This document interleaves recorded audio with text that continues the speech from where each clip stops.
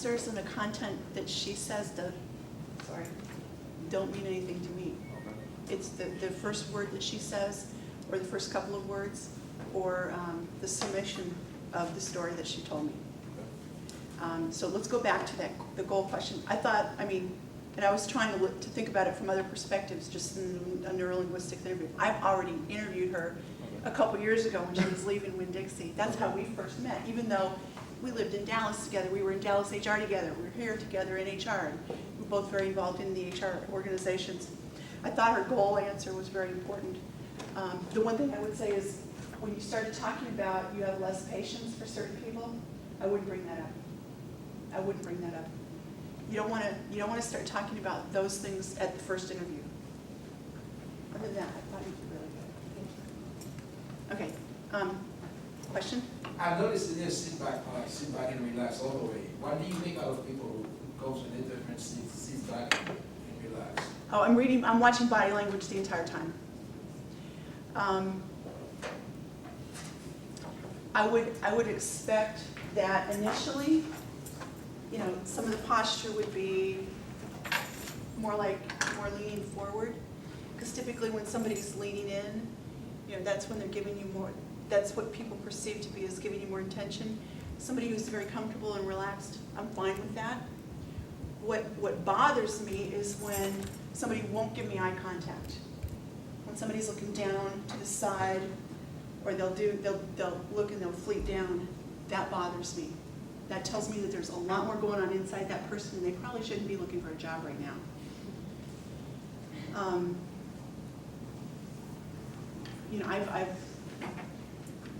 At one company that I worked for, I had to get 200 people hired each and every week. And they also had to pass, this is before certain laws went into effect, that they had to be able to pass a drug test, and they had to be able to pass a physical, because they were going to be doing some hard labor. And I got so I could tell what drugs they were on and how often they used. And so I learned a lot about reading body language, watching symptoms, watching people, and just remember that sometimes you come across some of us HR people who have other skills other than just HR stuff. Things that bother me.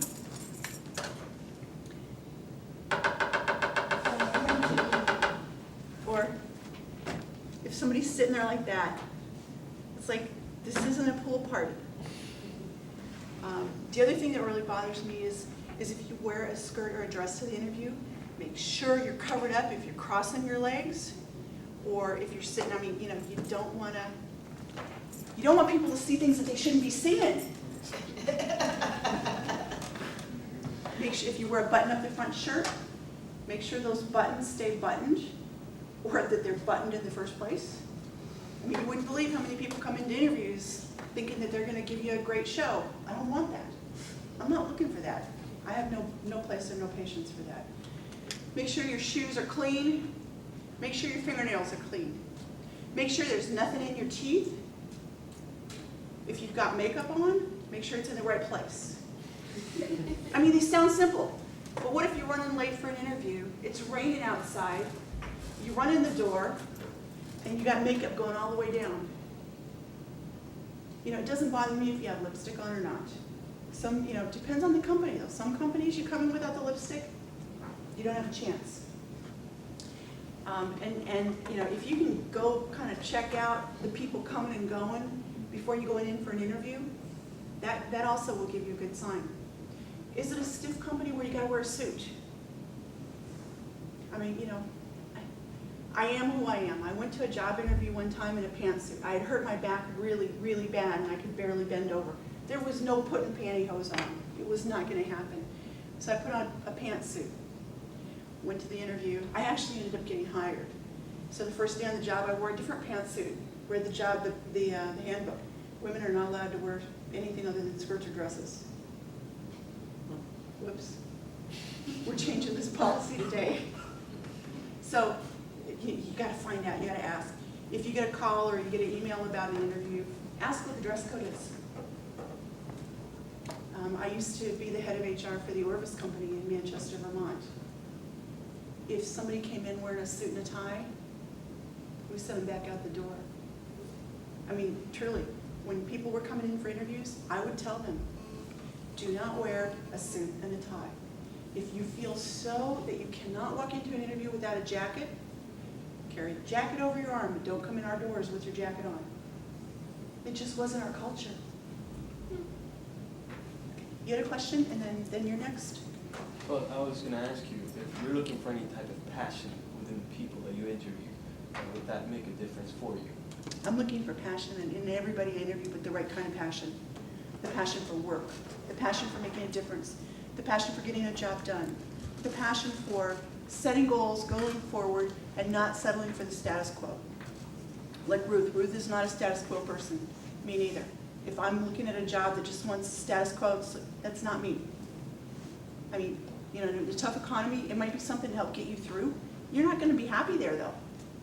So if you're going to spend the time and the energy being unhappy, there's a whole lot more about life that you're missing out on. Now, there are times when you hire somebody and you think you've got the right person, and then you noticed afterwards that it wasn't the right person. How can you notice that when you're interviewing a person? I know the culture of Before my company, making a decision. and I know if it's for a different supervisor or a different department, it's really important for me to know and understand the culture of the department, what that supervisor is like, because I want to make sure. I mean, honestly, this is more like a marriage. You don't just shack up somebody in employment to blow them out the door. The intention is a long-term partnership. And because we spend more time with the people with whom we work than the people with who we partner up with or are married to, it needs to be the right fit. That's why I said earlier, 80%, if you're a fit with the culture, you're 80% likely to succeed. If you're not a fit with the culture, you're going to get fired. Just going back to dressing for the interview, I guess. Do you dress for the interview or do you dress up for the interview? Or is it dependent on the place? I would say you dress up for the interview, and it is dependent upon the place. It's always better to be overdressed than underdressed. But it's important to find out, I mean, if the company says business casual, wear a suit. If they say casual, then wear a jacket and pants, or a jacket and a skirt.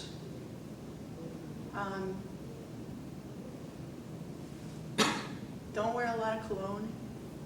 There's nothing worse than a candidate that outsmells the whole room. There's nothing worse than a candidate that smells like they came from someplace else too. And I know sometimes you're running from place to place and you sweat. It happens. But you got to be sensitive to it, because those impressions and that time you spend with that interviewer, that's the only shot you get inside that first door. You want that to be the most important, valuable time. You want it to benefit you. I mean, I memorize faces. There's also a book, if you haven't read it, it's called Amazing Face Reading by Mac Fulfer. It tells you how to read faces. You know, there's a bunch of shows on TV right now, Mentalist, Lie to Me, Mental, stuff like that. They're kind of along the right theme, but a lot of the stuff they're doing is not accurate. It's not true. It's a fake TV show that's made up. But there is a science that was developed by Aristotle. Not Onassis, but the original one about face reading. And the book Amazing Face Reading by Mac Fulfer is incredible. There's a lot that you can tell about reading a person's face. It's not a typical bookstores. You can go to amazingfacereading.com, I think, and get it, or